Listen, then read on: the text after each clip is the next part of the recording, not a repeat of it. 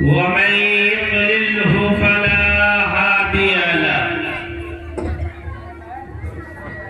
ونشهد أن لا إله إلا الله وحده لا شريك له ونشهد أن محمدا عبده ورسوله أما بعد قال الله تبارك وتعالى في القرآن المجيد والفرقان الحميد أعوذ بالله من الشيطان الرجيم بسم الله الرحمن الرحيم يا أيها الذين آمنوا قوا أنفسكم وأهليكم نارا وقودها الناس والحجارة صدق الله العظيم وهو أصدق القائلين. اسٹیج پہ تشریف فرما معزز موقر علماء کرام، بالخصوص اس خوبصورت اجلاس کی صدارت جس عظیم شخصیت کے کاندھے پہ ڈالی گئی ہے، محترم مولانا عبدالوحید صاحب دامت برکاتہ، وہ سامنے تشریف فرما قابل احترام سامعین کرام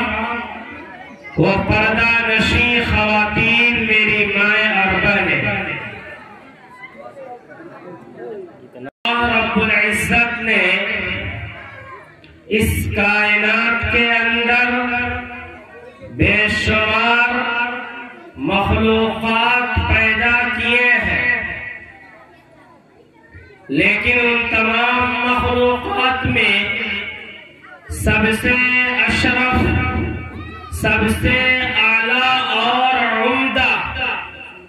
کوئی مخلوق اللہ نے بنائی ہے تو کوئی اور نہیں ہے، یہ ہم اور آپ ہیں، یعنی یہ انسان ہے. جیسا کہ اللہ نے اس چیز کو قرآن مقدس میں بڑی ہی پختگی کے ساتھ اور بڑے ہی خوبصورت انداز میں بیان کیا ہے. اللہ فرماتا ہے وَالتِّينِ وَالزَّيْتُونِ وَطُورِ سِينِينَ وَهَذَا الْبَلَدِ الْأَمِينِ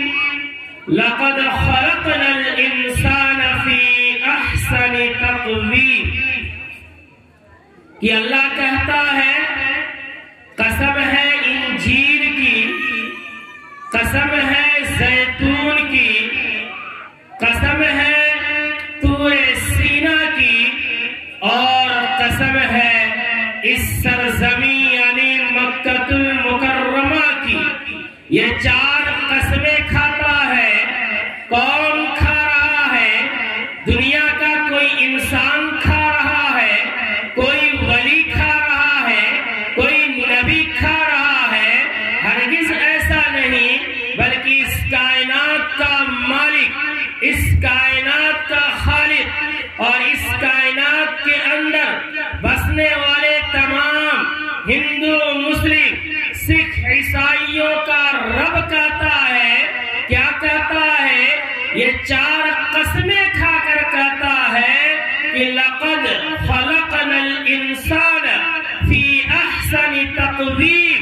یہ انسان تو اپنے آپ کو معمولی نہ سمجھ، تم اپنے آپ کو خس و خاشاک کی طرح نہ سمجھ. میں تیرا خالق ہوں، میں تیرا مالک ہوں، میں تیرا رب ہوں، میں تیرا پالنہار ہوں.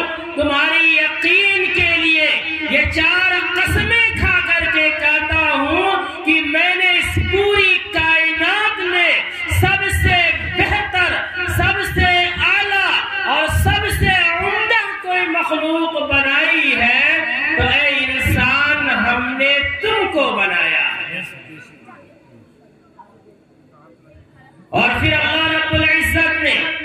ہم انسانوں کو بے شمار نعمتوں سے نوازا ہے، بے شمار انعامات عطا کیے ہیں، اپنی رحمتوں کی بارش ہم پر برسائی ہے۔ اللہ نے ہم انسانوں کو اتنی اور اس قدر نعمتیں عطا کی ہے کہ ہم اور آپ اگر اسے شمار کرنا چاہیں تو لا تعد ولا تحصى، شمار نہیں کر سکتے۔ میں اس مختصر وقت میں ان تمام نعمتوں کو یا بعض نعمتوں کو آپ کے سامنے بیان کرنا نہیں چاہتا، میں صرف ایک نعمت بتانا چاہتا ہوں جو اللہ نے ہمیں اور آپ کو عطا کی ہے۔ وہ کیا ہے؟ وہ ہے اولاد کی نعمت، کہ اولاد خواہ بیٹا ہو یا بیٹی کی شکل میں ہو، یہ اللہ کی طرف سے، رب کریم کی طرف سے یہ عظیم تحفہ ہے، ایک انعام ہے۔ یہ اللہ کی طرف سے عطا کردہ اتنا بڑا انعام ہے کہ ہم اور آپ، یہ انسان، اس اولاد کے ملنے پر اگر صبح سے شام تک، شام سے صبح تک اللہ کے سامنے اپنی پیشانی کو سجدے میں ڈال دے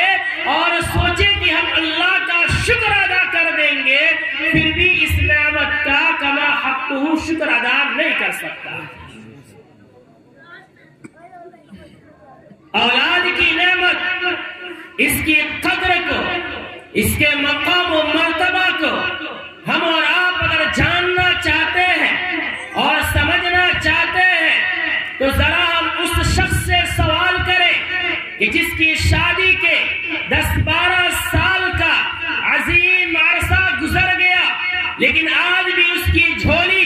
اولاد کی نعمت سے خالی ہے۔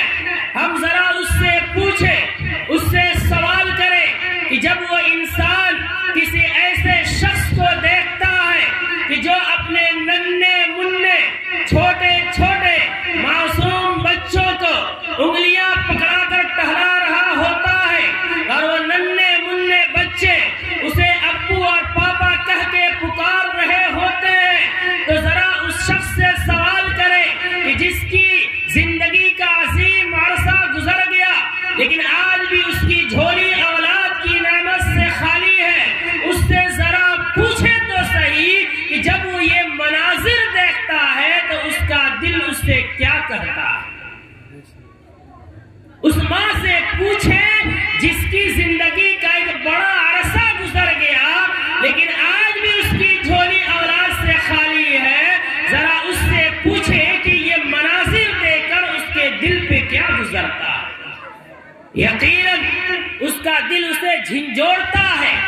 اس سے سوال کرتا ہے، اس سے کہتا ہے کہ بتاؤ تیری زندگی کا کیا مقصد ہے، تیری کمائی کا کیا حاصل ہے، شب و روز تیرے دوڑ دھوپ کا کیا مقصد ہے، کون ہوگا جو تیرے بڑھاپے میں سہارا بنے گا، وہ کون ہوگا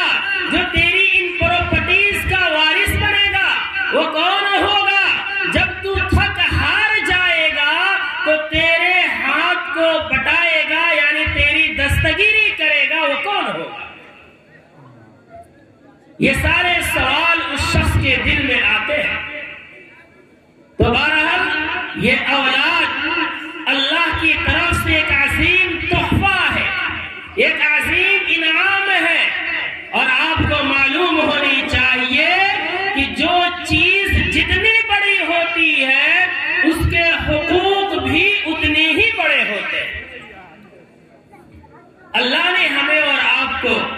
اولاد کی شکل میں ایک تحفہ دیا، ایک انعام دیا، لیکن یہ اولاد تحفہ اور انعام بن کر باقی اسی وقت تک رہیں گی جب ہم ان کے حقوق کو ادا کریں گے، اور اگر ہم نے ان کا حق ادا نہیں کیا تو پھر یہی اولاد جو نعمت ہے، جو تحفہ ہے،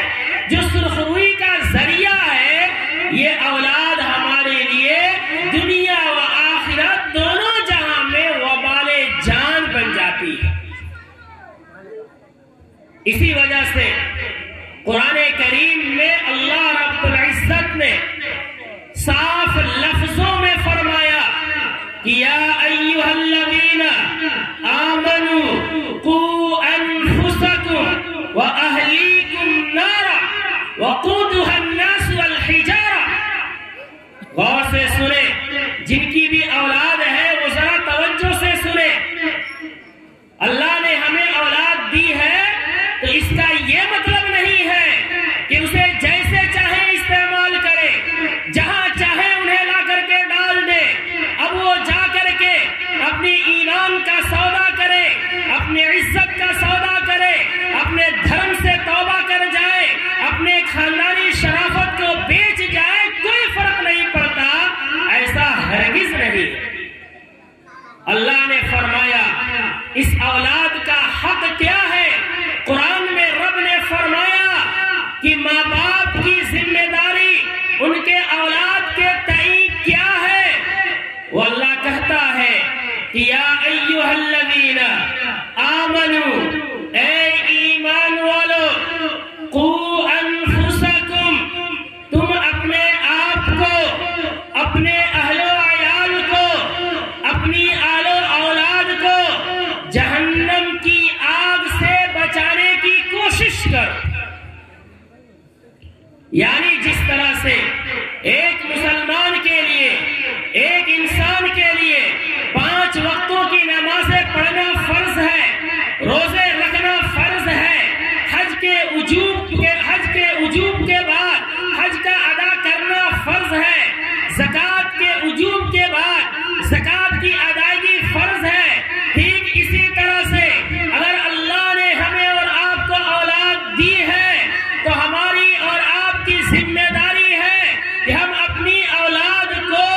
جہنم کی آگ سے بچانے کی پوری کوشش کریں. اگر ہم نے ایسا نہیں کیا، ہم خود نمازیں پڑھ لیے، روزے رکھ لیے، حج ادا کر لیے، زکوٰۃ دے دی، لیکن اپنی نسلوں کی فکر نہیں کی، اپنی اولاد کی فکر نہیں کی، اپنے بچوں کی فکر نہیں کی، اپنی بچیوں کی فکر نہیں کی، اپنی بیویوں کی فکر نہیں کی. یاد رکھیں، اگر ہم پوری زندگی نمازوں میں گزار کر چلے جائیں، روزوں میں گزار کر چلے جائیں، اللہ کی عبادت میں زندگی گزار دیں، لیکن پھر بھی کل قیامت کے میدان میں ہم اور آپ کامیاب نہیں ہو سکتے. اس لیے اولاد کا حق یہ ہے کہ ہم اپنی اولاد کی تعلیم، اپنی اولاد کی تربیت، اپنی اولاد کی پرورش ایسے انداز میں کریں کہ ہماری اولاد جہنم کا ایندھن نہ بنے، ہماری اولاد جہنم میں جانے کا سامان نہ بنے، بلکہ جنت میں جانے کا سامان بنے. اور وہ کیسے ہوگا؟ اللہ کے رسول صلی اللہ علیہ وسلم نے اولاد کے حق ادا کرنے کے لیے،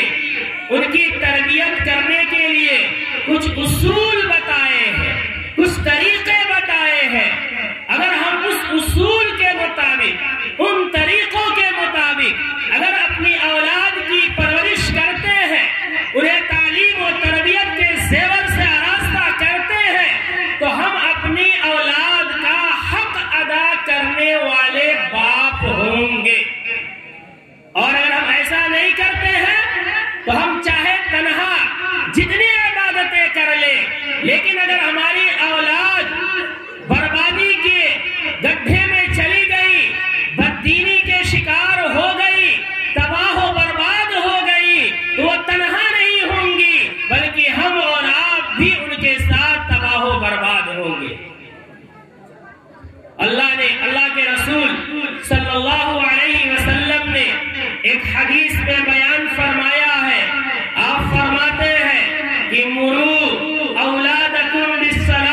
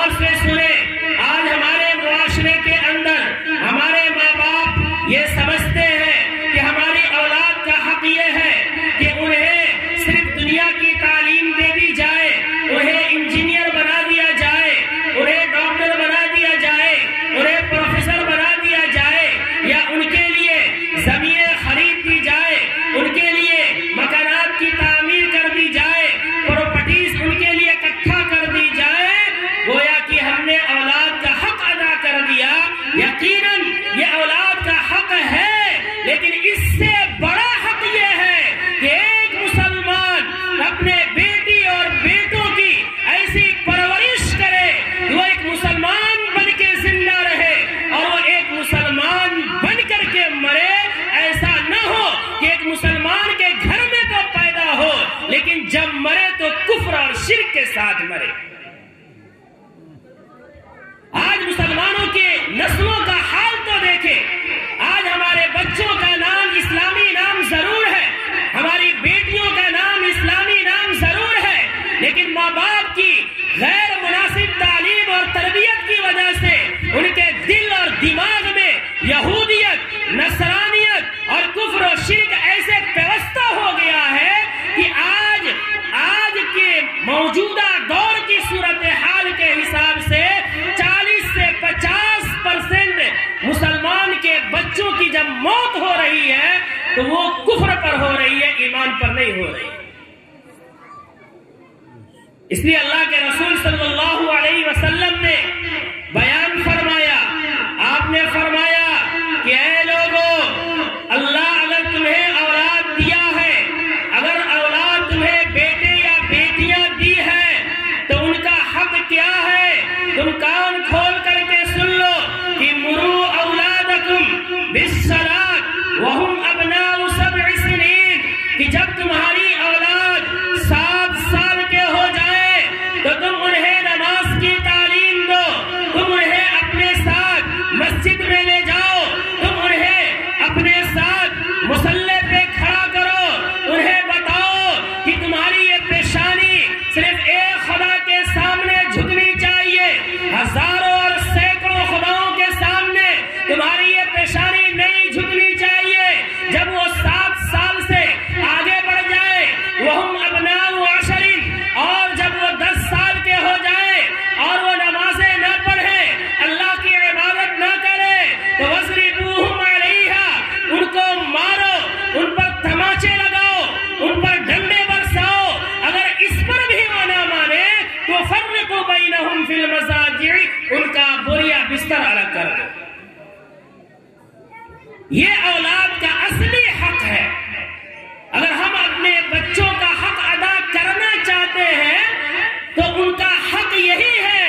کہ انہیں 7 سال پر نماز کی تعلیم دی جائے، اور 10 سال پر جب نمازیں نہ پڑھے تو انہیں مارا جائے، انہیں پیٹا جائے، ان پر ڈنڈے برسائے جائے۔ لیکن میں یہی رک کر کے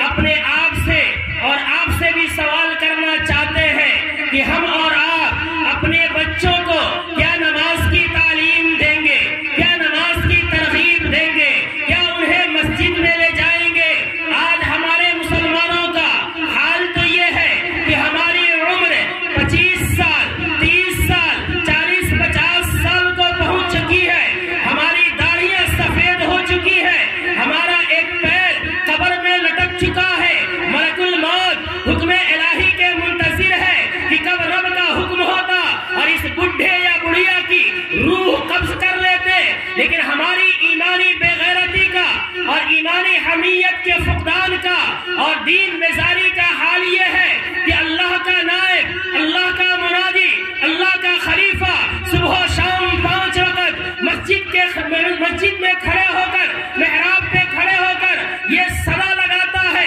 کہ حی علی الصلاۃ، حی علی الفلاح، آؤ نماز کی جانب، آؤ کامیابی کی جانب۔ ہم اور آپ اپنے کھیتوں میں ہوتے ہیں، کھلیان میں ہوتے ہیں، کاروبار میں ہوتے ہیں، تجارت میں ہوتے ہیں، بیوی اور بچوں کے ساتھ ہوتے ہیں، دوست احباب کی محفلوں میں ہوتے ہیں، ہمارے کانوں میں یہ آواز آتی ہے، یہ صدا گونجتی ہے، حی علی الصلاۃ، حی علی الفلاح، کہ آؤ نماز کی جانب، آؤ کامیابی کی جانب۔ لیکن ہماری بے غیرتی کا حال یہ ہے کہ ان آوازوں کو سن کر کے ہمارے جسم میں حرکت تک نہیں ہوتی۔ ہم ان آوازوں کو سن کر مسجد میں نہ جا کر کے، ہماری مائیں اور بہنیں ان آوازوں کو سن کر مصلی پہ نہ جا کر کے، اپنے عمل اور کردار کے ذریعے سے ہم اور آپ یہ پیغام دیتے ہیں کہ مؤذن تو جھوٹا ہے، تو جھوٹ بول رہا ہے کہ کامیابی نماز میں ہے، فلاح نماز میں ہے، ہماری کامیابی تو کھیتوں میں ہے، ہماری کامیابی تو کھلیان میں ہے، ہماری کامیابی تو بازاروں میں ہے، ہماری مائیں اور بہنیں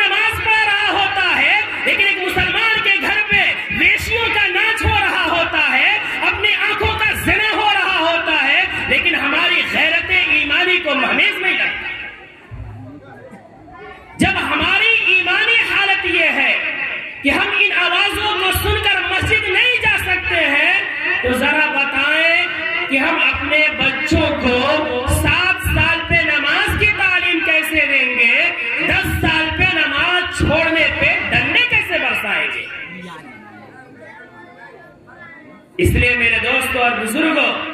اولاد کا پہلا حق یہ ہے کہ انہیں 7 سال پر نماز کی تعلیم دی جائے. 10 سال پر نماز چھوڑ دے تو انہیں مارا جائے، اور جب وہ سن شعور کو پہنچ جائے تو انہیں قرآن اور حدیث کی اتنی تعلیم دی جائے جس سے وہ اپنے ایمان کو پہچان سکے، اپنے عقیدے کو جان سکے، اپنے ماں باپ کے حقوق کو جان سکے. یہی وجہ ہے کہ اللہ کے رسول صلی اللہ علیہ وسلم نے بیان فرمایا کہ طلب العلم فریضۃ علی کل مسلم، کہ دین کی اتنی مقدار تعلیم کا حاصل کرنا، قرآن و حدیث کی اتنی مقدار اپنے بچوں کو تعلیم کا دینا ہر مسلمان پر فرض ہے، جس سے ہماری اور آپ کی نسلیں، ہماری اور آپ کے بیٹے اور بیٹیاں اپنے ایمان اور اپنے عقائد کی حفاظت کر سکے. آج اولاً ہم تو اپنے بچوں کو پڑھاتے نہیں ہیں، اور اگر پڑھاتے بھی ہیں تو آنکھ بند کر کے انہیں اسکول اور کالج میں ٹھوستے چلے جاتے ہیں، جہاں ہمارے بچے دینی تعلیم اور تربیت کے بغیر ایک مسلمان کا بچہ تو رہتے ہیں، لیکن ان کے دل سے ایمان کب کا ختم ہو گیا رہتا ہے، ہمیں اس کا احساس بھی نہیں ہوتا. آج خبریں ہم سنتے ہیں، نیوز پڑھتے ہیں کہ فلاں جگہ ایک مسلم لڑکی ایک غیر کے ساتھ بھاگ گئی، فلاں مسلم بچی ایک غیر کے ساتھ رشتہ کر گئی، اور پھر اس کا باپ انتہائی مسکینیت کے ساتھ اس بیٹی کے سامنے ہاتھ جوڑ کر کے روتا ہے، چیختا اور بلختا ہے کہ تو کیا کر رہی ہے، ہماری خاندانی شرافت کو پیروں سے رود رہی ہے، تو بچی تھی، تجھے پڑھا لکھا کر کے ہم نے اتنا بڑا انسان بنایا، کیا اسی کے لیے کہ تو غیر کے ساتھ رشتہ کرے؟ وہ باپ چیختا چلاتا ہے. لیکن یاد رکھے، سب سے بڑا مجرم اور سب سے بڑا ظالم وہ بیٹی نہیں ہے جو غیر کے ساتھ رشتے کر رہی ہے، وہ لڑکی نہیں ہے جو غیر کے ساتھ بھاگ رہی ہے، بلکہ اس سے بڑا دیوس اور اس سے بڑا کمینہ اور ناہنجار اور اس سے بڑا خائن وہ شخص ہے جو اس کا باپ ہے، جو اس کی ماں ہے، جس نے اپنے بچوں کو دنیا کی تو تعلیم دیا، جس نے اپنے بچوں کو اسکول اور کالجوں میں تو ڈالا، لیکن کبھی کسی مولوی کے ساتھ، کبھی کسی مولوی کے پاس زانوے تلمس نہیں کرایا، یعنی انہیں قرآن اور حدیث کی تعلیم نہیں دی، جس کی وجہ سے انہیں غیر سے تو محبت ہو گئی، انہیں اسلام کے خلاف باتیں بولنے والے سے تو پیار ہو گیا، لیکن اپنے نبی اور رسول اور اپنے ایمان کا پہچان نہیں ہو سکا. اس لیے میرے دوستوں اور بزرگوں، ہر باپ کی ذمہ داری ہے کہ وہ اپنے بیٹوں کو، اپنی بیٹیوں کو، یقیناً آپ انہیں انگلش بھی پڑھائے، ہندی بھی پڑھائے، انہیں اعلیٰ ڈگریاں دے، کوئی بحث نہیں ہے، کوئی ممانعت نہیں ہے، لیکن اس سے پہلے انہیں پکا مومن بنائے، انہیں پکا مسلمان بنائے، انہیں کلمہ سکھائے، انہیں ایمان بتائے، انہیں حلال و حرام کا امتیاز کرائے. اگر ہم ایسا نہیں کرتے ہیں اور پھر اپنے بچے اور بچیوں کو چاہے جتنی بڑی تعلیم دے دے، جتنی بڑی ڈگریوں سے لیس کر دے، لیکن پھر بھی ہم اپنی اولاد کا حق ادا کرنے والے نہیں ہیں، بلکہ اپنی اولاد کے ساتھ خیانت کرنے والے ہیں، جس کا خمیازہ ہمیں کل قیامت کے میدان میں بھگتنا پڑے گا. آج ہمیں اس کا احساس ہی نہیں ہے. ہمارے بچے، ہماری بچیاں جو نوجوان ہو رہے ہیں، جنہیں دین کا داعی ہونا چاہیے، جنہیں دین کا شیدائی ہونا چاہیے، لیکن وہ دینی تعلیم سے دور ہو کر کے وہ جب اعلیٰ ڈگریوں پہ لیس ہو رہے ہیں اور اعلیٰ عہدوں پہ پہنچ رہے ہیں، تو وہی اسلام کے خلاف اپنی زبان کھولتے ہیں اور اسلام کو بدنام کرنے کی کوششیں کرتے ہیں. اس لیے میرے دوستوں اور بزرگوں، ہمیں حضرت یعقوب علیہ السلام کا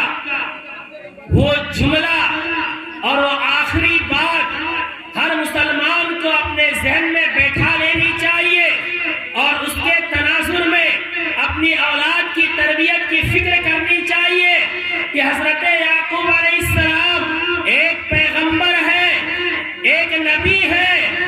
اور نبی کے بیٹے بھی ہیں، نبی کے باپ بھی ہیں، لیکن ان کو اپنی اولاد کی فکر کتنی زیادہ ہے، اپنے اولاد کے ایمان کی فکر کتنی زیادہ ہے کہ جب آخری وقت ہوتا ہے، مرنے کا وقت ہوتا ہے، ملک الموت روح نکالنے والے ہوتے ہیں، ایسے وقت میں اس بوڑھے شخص کو اگر کوئی سب سے زیادہ فکر والی بات ہوتی ہے تو وہ یہ ہوتی ہے کہ اس کے بعد اس کی اولاد کا کیا ہوگا، اس کی نسلوں کا کیا ہوگا۔ اتنا بڑا گاؤں ہے، 200-250 آبادی ہے، لیکن اس بیریا گاؤں میں میرے اپنے علم کے مطابق ایک بھی عالم دین نہیں ہے۔ اگر میں جھوٹ بولتا ہوں تو آپ بتائیے، یا میرے تک جو خبر پہنچی ہے اگر غلط ہے تو بتائیے، کہ اتنی بڑی مسلم آبادی ہے لیکن اس کے باوجود اس گاؤں کی محرومیت اور بدقسمتی اور اس گاؤں کی تباہی و بربادی کے لیے اس سے بڑی کوئی بات نہیں ہو سکتی ہے کہ اتنے بڑے اور خوشحال گاؤں میں ایک بھی عالم دین نہیں ہے، اور شاید حافظ قرآن بھی کوئی بہت مضبوط نہیں ہے۔ بتائیے اس گاؤں کے مسلمانوں کا کیا حال ہوگا، آخرت میں وہ قوم کیسے فلاح پا سکتی ہے، وہ لوگ کیسے فلاح پا سکتے ہیں کہ اتنی بڑی آبادی میں کسی کے گھر میں حافظ قرآن نہیں ہے، عالم دین نہیں ہے، پورے گاؤں میں کوئی شرعی مسئلہ بتانے والا نہیں ہے، ہر ایک کو دولت کی فکر لگی ہے اور ہر ایک کو عالیشان مکانات بنانے کی فکر لگی ہے، زمینیں خریدنے کی فکر لگی ہے، دوسروں کے سامنے بڑا بننے کی فکر لگی ہے، اور ہر ایک یہ راگ الاپتے نظر آتا ہے کہ مجھ سے بڑا کون ہے، ہم چو دیگرے نیس، ہم سے بہتر کون ہے، ہر ایک یہ بول بولتا ہے، لیکن میں پوچھنا چاہتا ہوں کہ وہ بول کس کام کا ہے کہ جب آپ کے گھر میں کوئی حافظ نہیں ہے، کوئی عالم نہیں ہے، کوئی قرآن پڑھنے والا نہیں ہے، کوئی قرآن پڑھانے والا نہیں ہے، کوئی ماؤں کو مسئلہ بتانے والا نہیں ہے، کوئی بزرگوں کو دین سکھانے والا نہیں ہے، پھر اس کے بغیر آپ بڑے کیسے ہو سکتے؟ آپ سوچتے ہیں کہ ہم جماعتوں میں چلے جائیں گے، ہم مسجد میں جا کر کے 5 وقت کی نمازیں پڑھ لیں گے، رمضان کے روزے رکھ لیں گے، کوئی مولوی صاحب چندہ کرنے آ گیا تو اسے زکوٰۃ دے دیں گے، عشر دے دیں گے، ہم کامیاب ہو جائیں گے۔ یاد رکھیں، اگر صرف اسی کو آپ کامیابی کا معیار سمجھتے ہیں، میری مائیں اور بہنیں اور میرے بزرگ سن لو، اگر آپ اسی کو کامیابی سمجھتے ہیں تو یہ خیال استو محال استو جنوت، یہ پاگل پن اور دیوانہ پن ہے، اس کے علاوہ کچھ نہیں۔ کل قیامت کے میدان میں ہم اور آپ کیا جواب دیں گے؟ اس لیے اصل کامیابی یہ ہے کہ ہم اپنی نسلوں کی اصلاح کریں، اپنے بچوں کی فکر کریں، بھوکے رہ جائیں، پھٹے پرانے لباس پہن لیں اور چند دن جو ہے عیش نہ کریں، لیکن آپ اپنے بچے اور بچیوں کو دینی تعلیم بھی پڑھائیں اور دنیاوی تعلیم بھی پڑھائیں۔ بولیے انشاءاللہ، انشاءاللہ، زوردار آواز میں ہاتھ اٹھا کر کے بولے کہ انشاءاللہ۔ ہر آدمی یہ عزم کر کے جائے کہ اپنے گھر میں یقیناً انجینئر بھی بنائیں گے، ڈاکٹر بھی بنائیں گے، پروفیسر بھی بنائیں گے، سب کچھ بنائیں گے، لیکن کم سے کم اپنے گھر میں ایک حافظ قرآن اور عالم دین ضرور بنائیں گے۔ بولیے انشاءاللہ۔ ورنہ اگر ہم نے ایسا نہیں کیا تو یاد رکھیں، ہم اگر نمازیں بھی پڑھ لیں، روزے بھی رکھ لیں، حج بھی کر لیں، اور کل قیامت کے میدان میں ہماری ان عبادتوں کو دیکھ کر اگر رب نے ظاہراً جنتی ہونے کا فیصلہ کر دیا اور ہم خوش ہو کے جنت کی طرف جانے لگے، تو آج جن بچوں اور بچیوں کو ہم نے دین نہیں پڑھایا ہے، ایمان نہیں پڑھایا ہے، جس کی وجہ سے وہ کفر اور شرک اور برائیوں میں ڈوب کر رہ گئی، وہ دنیا میں کچھ نہیں کیے، لیکن کل قیامت کے میدان میں جب ہم جنت کے دروازے کے پاس جا رہے ہوں گے، ادھر سے بیٹا آئے آئے گا، ادھر سے بیٹی آئے گی، ادھر سے پوتے آئیں گے، ادھر سے پوتیاں آئیں گی، ادھر سے نواسے آئیں گے، ادھر سے نواسیاں آئیں گی، سب آ کر کے کوئی ہمارا دامن پکڑے گا، کوئی گربان پکڑے گا، کوئی کالر پکڑے گا، اور ہر ایک یہ سوال کرے گا کہ آپ ہمارے باپ تھے، آپ ہمارے دادا تھے، آپ ہمارے نانا تھے، آپ ہمارے بڑے بھائی تھے، آپ دنیا میں نمازیں پڑھتے تھے، روزے رکھتے تھے، جماعتوں میں جاتے تھے، اگر آپ چاہتے تو جیسے آپ کامیاب ہو رہے تھے آپ ہمیں بھی دینی تعلیم دے کر کے کامیاب بنا سکتے تھے، لیکن آپ کو ہوڑ لگی تھی پیسوں کی، آپ کو ہوڑ لگی تھی دولت کی، آپ کو نشہ چھایا ہوا تھا عالیشان مکانات بنانے کی، اور اس کے لیے پیسہ کمانے کی مشین کے طور پہ آپ نے ہمیں استعمال کیا، آپ نے ہمارے دنیا کی فکر کی، اپنے دنیا کی فکر کی، لیکن آپ نے ہماری آخرت کی فکر نہیں کی تھی، اس لیے آپ تنہا جنت میں نہیں جا سکتے ہیں، آپ کو جواب دینا پڑے گا، کوئی جواب نہیں بن پائے گا،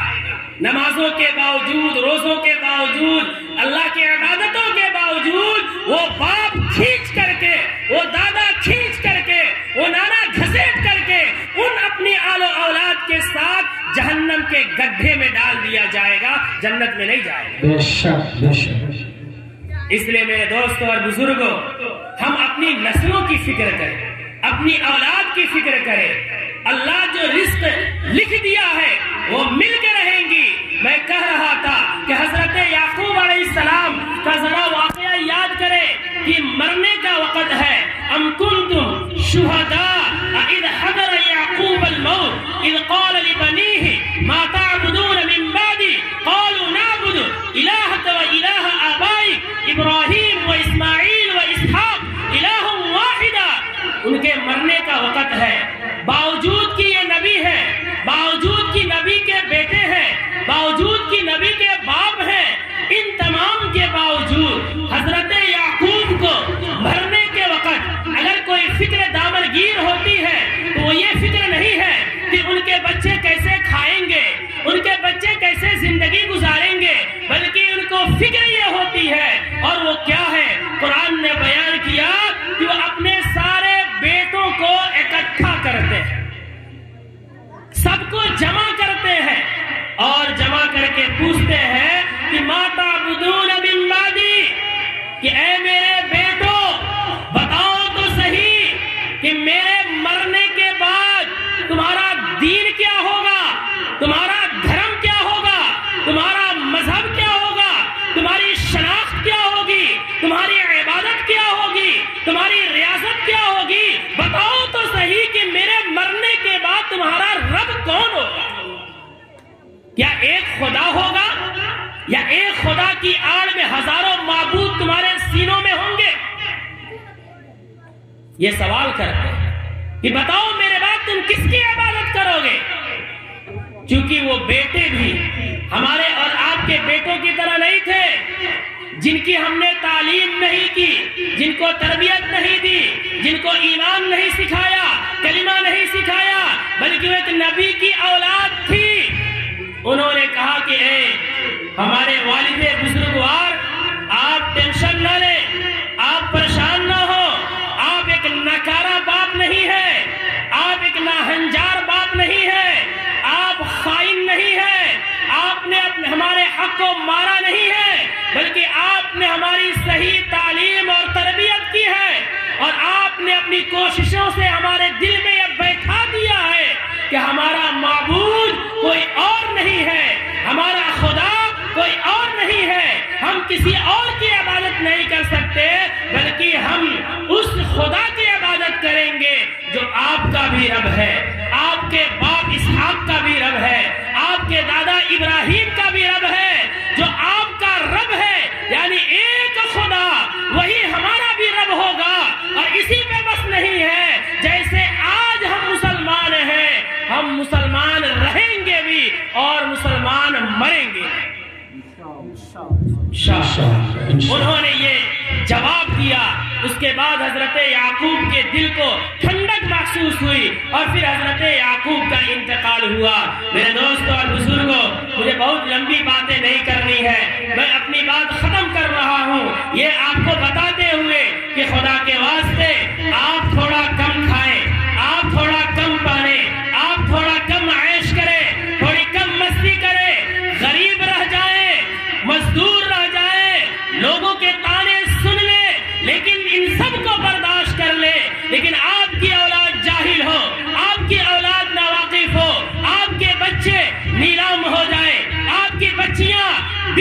میں ان کی بولی لگا دی جائے، ان کا ایمان ختم ہو جائے، خدا کے واسطے ایک باغیرت مسلمان کے لیے ایسی ذلت برداشت نہیں کرنا چاہیے۔ کریں گے؟ یقیناً ہم تمام یہ عزم کریں کہ انشاءاللہ ہم اپنے بچوں کو کم سے کم ہر گھر میں جتنے لوگ بیٹھے ہیں، جس کی ایک اولاد ہو وہ بھی، جس کی 10 ہو وہ بھی، کم سے کم ہر ایک عزم کرے کہ اپنے گھر میں ایک حافظ قرآن اور عالم دین ضرور بنائیں گے تاکہ کل قیامت کے میدان میں سرخرو ہو سکے۔ ہاتھ اٹھا کر کے عزم کیجئے، بولیے انشاءاللہ۔ مائیں بھی ہاتھ اٹھا کر کے اپنے اندر عزم کرے کہ اپنے ایک بچے کو حافظ قرآن بنائیں گے، عالم دین بنائیں گے، اور باقی اولاد کو بھی یقیناً انجینئر، ڈاکٹر سب کچھ بنائیں گے، لیکن اس سے پہلے مسجد اور مدرسے کا منہ دکھا کر کے کم سے کم انہیں کلمہ اور ایمان ضرور سکھائیں گے۔ بولیے انشاءاللہ۔ بلکہ بڑی خوشی ہوئی آپ کے گاؤں کی بچیوں کی چھوٹے سے پروگرام کو سن کر، کچھ سنا گیا، کچھ بچیاں باقی ہے کہ اچھے انداز میں اپنے نعت کو، اپنی تقریر کو، دینی باتوں کو بیان کر رہی ہے۔ اور یہ بھی سننے کو بہت خوشی ملی کہ آپ کے بغل میں ایک ادارہ بھی قائم کرنے کی کوشش کی جا رہی ہے۔ میں سمجھتا ہوں کہ یہ آپ کے لیے ایک انعام ہے، ایک تحفہ۔ ہر گاؤں میں، ہر بستی میں ایک مضبوط مکتب ہونا چاہیے، ہر بستی میں ایک چھوٹا سا مدرسہ ہونا چاہیے،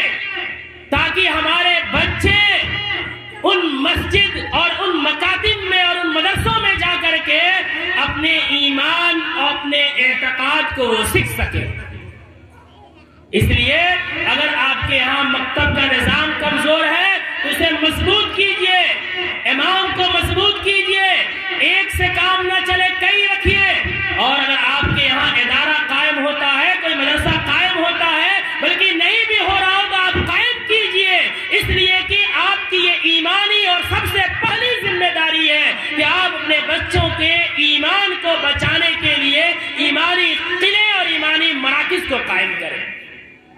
اس لیے آپ عزم کریں، آپ نے یہ پروگرام سجایا ہے، یہ بڑے علماء کو آپ نے یہاں بلایا ہے، تو اس کا مقصد صرف باتوں کو سن لینا، تفریح کر لینا نہیں، بلکہ ایک پیغام اور ایک مشن لے کر کے جانا ہے۔ اس لیے دوسرے علماء جو پیغام دیں گے اسے بھی قبول کرنا ہے۔ میرا یہ پیغام ہے کہ آپ اپنے بچوں کو دین پڑھائے، دنیا پڑھائے، جاہل نہ رکھے، انہیں نکارا نہ بنائے، بلکہ انہیں ایسا بنائے کہ وہ معاشرے کی قیادت کر سکے، انہیں ایسا بنائے کہ وہ اپنے ایمان کی حفاظت کے ساتھ اپنی بیٹی اور بہنوں کی بھی ایمان کی حفاظت کا ذریعہ بن سکے۔ اگر آپ نے ایسی کوشش کی تو یقیناً آپ کے لیے دنیا بھی جنت ہوگی اور آخرت تو جنت ہوگی۔ بولیے انشاءاللہ۔ اللہ ہمیں